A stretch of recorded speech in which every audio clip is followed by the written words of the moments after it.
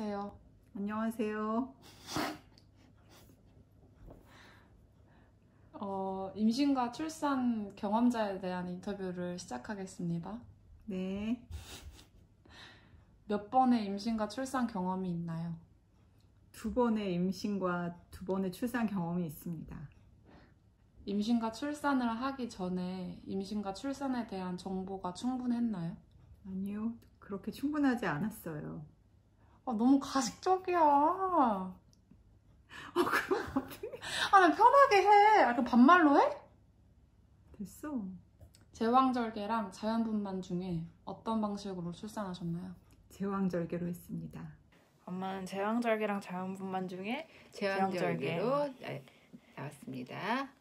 충분하지는 않았지. 그때 당시에는 인터넷이 막 발전한 것도 아니었고 대략 이런 것일 것이다 이렇게 알고 있었고 책을 보긴 봤는데 그렇게 충분하지는 않았지. 먼저 자기소개 부탁드립니다. 저는 24년 전에 한 번, 22년 전에 한 번, 2번의 출산 경험이 있는 51살 장정란이라고 합니다. 임신과 출산 전에 임신과 출산에 대한 정보가 충분했다고 생각하시나요? 아니요. 지금처럼 대중매체가 발달하던 시대도 아니었기 때문에 저는 병원의 선생님과 임신과 출산이라는 책을 통해서 배운 게 다였거든요. 제왕절개와 자연분만 중 어떤 방식으로 출산을 하셨나요? 저는 2 아이 다 자연분만 했어요. 임신과 출산 전 임신과 출산에 대한 정보가 충분했나요? 충분하지 않았다고 생각합니다. 부모님이나 언니들에게서 들은 정보가 전부였던 것 같은데요. 진통이 5분이나 10분 만에 한 번씩 오면 병원에 전화해야 된다든지, 양수가 터지면 조심해야 된다든지, 아니면 병원 가기 전에 샤워를 하고 충분히 먹어둘 것, 가방 미리미리 정리해둬야 된다는 정도가 전부였던 것 같습니다. 제왕절개와 자연분만 중 어떤 식으로 출산하셨나요? 자연분만 했습니다. 병원에서 자연분만 하는 게 산모 건강에 훨씬 좋다 그래서 얘기를 듣고 출산했습니다. 그럼 출산 경험은 총 몇 번인가요? 2번 했습니다. 그러면 임신과 출산 전에 가장 걱정되었던 점은 뭔가요? 그러니까 아마 거의 모든 엄마들이 그럴 텐데 이제 내가 아이를 잘 낳을 수 있을까, 잘 키울 수 있을까. 그다음에 사실은 이제 마지막에는 배가 점점 불러오면 우리 아이가 정상으로 잘 태어날 수 있을까? 그게 가장 걱정되었던 것 같습니다. 저는 내가 나올 수 있을까? 그거에 대한 두려움이 좀 컸던 것 같아요. 이제 예정일 앞두고 진통이 왔을 때 이제 이 진통이 시작이구나 하는 두려움이 좀 컸죠. 임신과 출산을 실제로 겪어봤을 때 예상과 달랐던 점은 무엇인가요? 사전식이 많이 없다 보니까 10달 동안 이제 몸에 생기는 변화라든지 움직임이 둔해지고 순간순간 배가 뭉치거나 아랫부분이 이제 빠져나갈 것처럼 아파서 걷기 힘들었다는 이런 점들이 생각하지 못했던 달라진 점입니다. 출산의 고통이 어떤 건지 말로만 듣던 거랑은 또 다른 우리가 생각할 수 없는 그런 고통이었습니다. 임신과 출산을 실제로 겪어보니 예상과 다르게 가장 힘들었던 것은 무엇인가요? 저는 입덧이었던 것 같아요. 8개월 동안 거의 먹지도 못하고 힘들었었거든요. 선생님이나 임신과 출산 책에는 입덧에 대해서는 아주 작게밖에 설명이 되어 있지 않았기 때문에 저는 입덧이 가장 힘들었던 것 같아요. 입덧도 그냥 다들 하는 거니까 그렇게 그냥 힘들겠지 이렇게 생각했는데 입덧도 또 약간 다른 종류의 고통이라고 할 수 있을까요? 조금 괴로웠고요. 괴로울 때 한 몇 개월 동안은 많이 괴로웠고 출산 때도 그동안 이제 못 겪어봤던 그런 고통이어서 그런 게 힘들었고 저는 자연분만을 원했었는데 그게 또 맘대로 그렇게 되지 않아서 결국엔 수술을 하게 돼서 그런 게 좀 많이 힘들었던 것 같아요. 그러면 임신 후에 아이 낳기 전에 안에 있는 태아를 위해서 스스로 바꾸신 생활이나 마음가짐 같은 게 있어요? 태어날 아이를 위해서 내가 항상 좋은 생각을 하고 다른 사람들한테 상처를 주지 않고 정말 착하게 살아야겠다 그런 마음을 진짜 많이 가졌던 것 같습니다. 그러면 출산한 후에 원래 몸으로 돌아오는 데까지 걸린 체감 시간은 어느 정도 될까요? 돌 전후로 이제 몸이 좀 내가 그 아기 낳기 전으로 돌아왔다라고 느낀 것 같습니다. 그러니까 1년 정도 걸리는 것 같습니다. 그러면 체중도 좀 원래 범주로 그렇죠. 돌아오고 그렇죠. 체력 같은 것도 그러면 네. 1년은 있어야 네, 좀 돌아오고. 네. 붓기나 웬만한 것들은 100일쯤에 정상으로 돌아왔지만 모유 수유를 두 아이를 다 1년을 했기 때문에 저는 제가 정상적으로 편안하게 생활할 수 있었던 건 거의 한 아이당 2년씩은 걸렸던 것 같아요. 첫째를 낳고 나서는 그때는 나이도 젊었고 모유 수유를 한 1년 가까이 하니까 몸무게는 몇 개월 만에 돌아왔고 체형은 아무래도 가슴 모양이나 뭐 이렇게 뭐 살이 늘어졌다고 할까요? 그런 거는 그전만큼 그렇게 똑같이 돌아온 것 같진 않았고요. 그래도 둘째에 비해선 첫째 때는 좀 회복이 다 이렇게 빨랐는데 둘째 때부터는 좀 첫째 때만큼 그러니까 몸 상태가 정상으로 돌아오는 게 그렇게 빠르지는 않았던 것 같습니다. 1년 이상, 뭐 2년 이상 정도 걸렸다고 생각이 되고요. 그리고 둘째 낳고 나서는 그 전에 몸매로는 아예 돌아가지 않았고 몸무게도 마찬가지로 아예 돌아가지 않았다고 생각이 됩니다. 임신과 출산 전에 이것만은 필수다 하는 것이 있다면 무엇이라고 생각하시나요? 저는 부부의 계획인 것 같아요. 무조건 계획 없이는 절대 일어나서는 안 되는 일이 출산인 것 같아요. 변하는 것들이 너무 많거든요. 계획 없이는 더 고생스러울 거니까요. 금연이나 뭐 금주나 그런 거는 당연히 해야 되고 내 몸을 최상의 상태로 만들어야 되는 것 같습니다. 그건 무조건. 이게 어떻게 보면 베이스라고 할 수 있잖아요. 이 아기가 내 몸에서 건강하게 잘 자라려면은 내 몸 상태가 최고인 상태가 되어야 터전, 그 아기가 자랄 수 있는 터전이 최상의 상태로 돼 있어야 된다고 생각하고요. 그리고 산모뿐만 아니라 남편도 금연은 필수고 아빠도 몸 상태가 건강해야 되고 그리고 또 정신 상태도 부부 다 건강해야 되는 게 기본이라고 생각합니다. 배우자랑 산모의 몸 상태와 정신 상태가 건강한 게 필수다. 그거는 당연한 겁니다. 정신 상태뿐만 아니라 아기를 양육할 수 있고 받아들일 수 있는 그런 자세가 되어야 된다고 생각합니다. 지나서 생각해보면 더 많은 준비를 했어야 될 것 같습니다. 근데 그 준비가 우선 제일 중요한 게 그 부부 사이에 약간 뭐 신뢰나 서로 좀 편안하게 해주는 그런 부부간의 관계, 그런 것도 되게 중요하고 그 임신 기간 동안 마음을 편안하게 가질 수 있게 서로 배려하고 좀 잘 지내야 되니까 서로 좀 그런 정신적인 자세를 좀 갖춰야 된다고 생각하고 둘이서.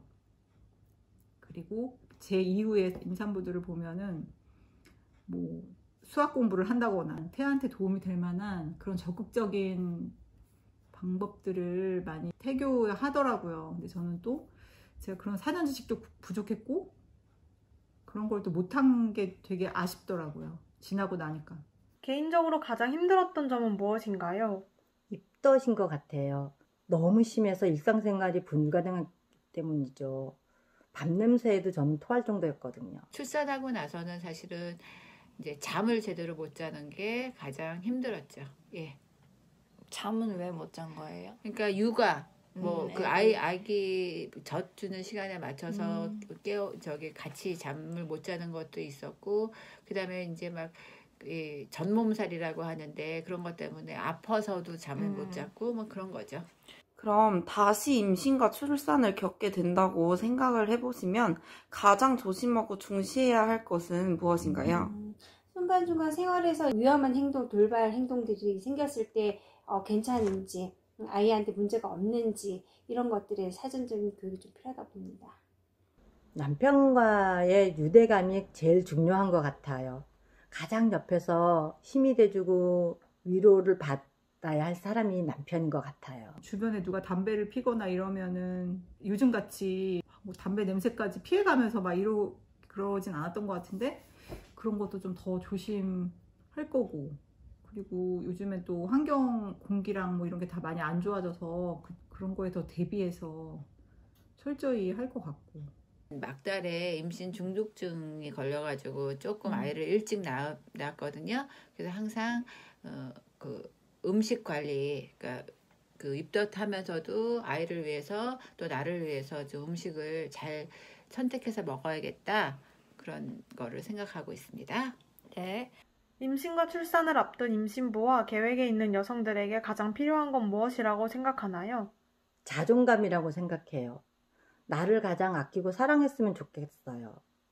엄마이기 전에 자기 자신이 가장 먼저거든요. 사실 임신과 출산은 굉장히 큰 변화이기 때문에 스스로도 그것을 받아들이는 게 힘들어요. 그리고 그게 나뿐만이 아니라 남편도 마찬가지예요. 그래서 이거는 정말 같이 잘 서로의 그 상태를 이해하고 이해하려고 노력해야지 싸우게 되거든요. 그래서 그런 것들을 잘 둘이 이해를 많이 해라, 부부가. 이런 거를 꼭 조언하고 싶습니다. 한 생명을 책임진다라는 생각을 가지고 정말 마음의 준비를 많이 해야 돼요. 지금 되게 막연하게 두려움이 모두 있잖아요. 임신과 출산에 대해서. 근데 그거는 겪어보지 않은 사람은 누구나 다 마찬가지일 텐데, 막상 겪어보니까 임신 출산이 참 힘든 과정이고 그렇긴 한데, 그래도 경험해보지 않은 사람은 모르는 그런 감동과 그 기쁨과 행복이 있습니다. 그러니까 출산은 그 생명을 탄생시키는 그 순간은 세상 어떤 일과도 비교할 수 없는 그런 위대한 일이니까, 고통도, 거기에 따른 고통도 이렇게 감내하고, 그러고 나면은 정말 세상 어느 것과도 바꿀 수 없는 행복과 기쁨을 경험을 하게 될 수 있으니까, 그냥 막연하게 그거를 두려움과 뭐 짐이라고만 생각하지 말고, 아이를 낳으면은 돈 많이 든다, 뭐 그런 경제적인 걸로만 결부를 시키는데 짐이라고만 생각하는데, 그렇게만 생각하지 않았으면 좋겠습니다. 임신부의 주변인이 갖춰야 할 바람직한 태도는 무엇인가요? 임신은 엄마만의 문제가 아니고 아빠도 함께하는 과정임을 알고 작은 변화를 함께 느끼고 준비하는 태도가 무엇보다 필요합니다. 임산부의 입장에서 배려가 필요하다고 생각해요. 생각보다 사소하게 아주 도움이 많이 필요하기 때문이죠. 산모가 예민하게 굴고 뭐 감정 기복이 있고 뭐 하여튼 힘들게 하더라도 주변 사람들은 그래도 그 임신 기간 중에는 최대한 자기가 희생한다고 생각하고 산모한테 최대한 배려해주고 마음을 편안하게 해주고 스트레스 주지 말고, 그런 게 제일 중요하다고 생각합니다. 임신과 출산에 대한 인식이 어떻게 바뀌었으면 좋겠나요? 생명의 고귀함도 중요하지만 그 과정이 얼마나 힘든지도 꼭 알아야 한다고 생각해요. 요즘 학교에서 초중고 성교육 시간에 임신과 출산이라는 좀 더 현실적인 부분을 제대로 교육을 한다면 성인이 돼서도 임신과 출산에 대한 선택을 아주 신중하게 잘 할 것 같아요. 임신과 출산을 여자 개인의 문제로 생각하지 않고 가족, 사회, 국가의 문제로 그렇게 좀 바뀌었으면, 그런 인식을, 그 임신을 바라보는, 그래서 지원이라든가 이런 것들도 조금 더 체계적이고 여자들한테 그 모든 부담이 지어지지 않는 쪽으로 지원이 돼야 된다고 생각합니다. 지금 젊은 세대 여성들이 경험해보지 않으면은 알 수 없는 그 자기의 이세가 태어난다는 거에 대해서 어디서도 가질 수 없는 그런 진짜 그 기쁨과 행복은 어디 비할 바가 없습니다. 그러니까 임신과 출산을 너무 굳이 뭐 이런 어려운 과정을 밟아야 되나 이렇게 생각하지 말고, 인생에서 꼭 경험은 해봐야 되는 그런 고귀한 일이라고 생각했으면 좋겠습니다. 임신 중독증에 대한 본인의 경험을 말씀해 주실 수 있나요? 네, 제가 그 입덧이 굉장히 심한 편이었어요. 그래서 한 6개월까지는 음식을 거의 못 먹었어요. 뭐 물 마셔도 다 토하고 그래서 몸무게가 오히려 그 줄어들 정도였는데 한 7개월부터 이제 먹기 시작하니까 아무래도 몸이 좀 회복을 해야 된다는 생각에 과식하게 되고 많이 먹게 되고 그러면서 살이 급격히 늘어났고 그래서 9개월에 병원에 정기검진을 하러 갔더니 임신 중독증이라고 그랬어요. 근데 증상이 뭐냐면 이제 그 임신성 당뇨, 그다음에 고혈압, 그래가지고 이게 놔두면은 굉장히 위험하다. 태아와 산모 모두에게 위험하다. 특히 태아한테 위험하다. 그래서 사실은 그날로 바로 입원해서 제가 제왕절개 수술을 했거든요. 그때가 9개월. 예, 9개월 때였어요. 그러니까 9개월 때 정기검진 받아서 그래서 예정일보다 한 달 일찍 제왕절개 수술로 이제 아이를 낳았어요. 근데 임신 중독증이 뭐 임신성 당뇨, 고혈압이 오긴 하는데 그게 또 사실 출산하면 사라지는 거거든요. 그래서 출산 후에는 큰 문제는 없었는데 그때 당시에는 굉장히 무서웠었죠. 잘못될까봐. 예. 네. 그래서 한 달 먼저 나와서 애가 조금 했죠. 너무 조그맸죠. 2kg가 안 되게 1.9kg로 태어나서 이제 처음에는 굉장히 걱정을 많이 했는데 사실은 인큐베이터 들어가지 않고 조그맣다 뿐이지 성장이 다 됐다고 해서 사실 크게 걱정하지 않고 잘 태어났습니다. 근데 그러면 9개월 때 정기검진을 받으러 갈 때만 해도 그날 애를 낳을 거라고는 생각을 못했어요. 전혀 상상 못했죠. 그날 금요일날 저기 오전에 일을 끝내고 오후에 병원에 진료가 약속이 되어 있어서 병원 진료가 끝나고 친정집에 가려고 이렇게 가방을 좀 싸있었어요. 주말에 친정집에 가 있으려고. 그래서 갔는데 그 친정에 가려고 쌌던 짐이 사실은 이제 입원 짐이 분만하려고 왔던 짐이 된 거죠. 예. 그래서 근데 사실은 그게 증상이 어떻게 크게 있는 거 아니거든요. 임신하면 다 몸이 어느 정도 붓고 조금 뭐 힘들고 그래서 증상이 없는데 만약에 정기검진이 그때 아니었으면 안 받았으면 태아가 특히 위험할 뻔했다고 병원에서 그런 얘기를 하더라고요. 그래서 이제 그런 모든 것에 나중에는 좀 굉장히 안도했지만 그 당시에는 굉장히 막 걱정을 많이 했었죠. 네. 감사합니다. 나와주셔서. 또 감사합니다. 그럼 마지막 질문을 드리겠습니다. 앞에 있는 그 임신과 출산의 결과물이 제가 딸로서 여쭤보는 질문인데요. 임신과 출산을 후회하시나요? 아니, 후회하지 않아요, 절대. 아이를 임신을 해서 출산하는 그 과정도 굉장히 소중한 과정이고, 출산한 후에 이 아이가 바르게 자랄 수 있도록 부모로서의 성장해 가는 과정과 아이가 커가는 과정을 지켜보는 것 또한 세상에 어떤 것도 바꿀 수 없는 아주 큰 보물 같은 것이기 때문에 인간으로서 태어났다라면 한 번쯤 경험해 볼 충분한 필요성이 있다고 봅니다. 임신과 출산을 겪어서 탄생한 아이로 인해서 이제 얻은 것은 무엇이 있을까요? 행복감이요. 그거는 무엇으로 바꿀 수 없는 이 사랑입니다. 그 하트 안 보여가지고 밑에 한번 사랑입니다.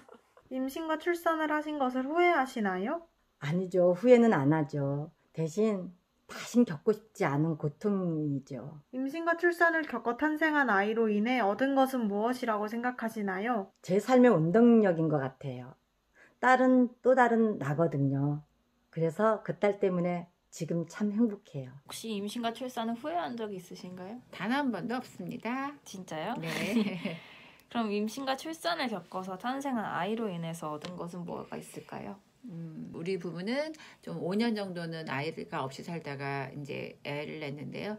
그 아이로 인해서 뭔가 하나의 가정이 딱 이루어졌다는 어떤 느낌, 소속감, 그 다음에 뭐 사실은 같이 할 수 있는 가족이 생겼다는 거는 무엇과도 바꿀 수 없는 큰 행복이죠. 그냥 가장 큰 저한테는 선물이고 뭐 그런 게 되지 않았나. 저희 가족한테 그렇게 생각합니다. 임신과 출산을 후회하시나요? 아니요. 전혀 후회하지 않습니다. 임신과 출산을 겪어서 탄생한 아이로 인해 얻은 것은 무엇인가요?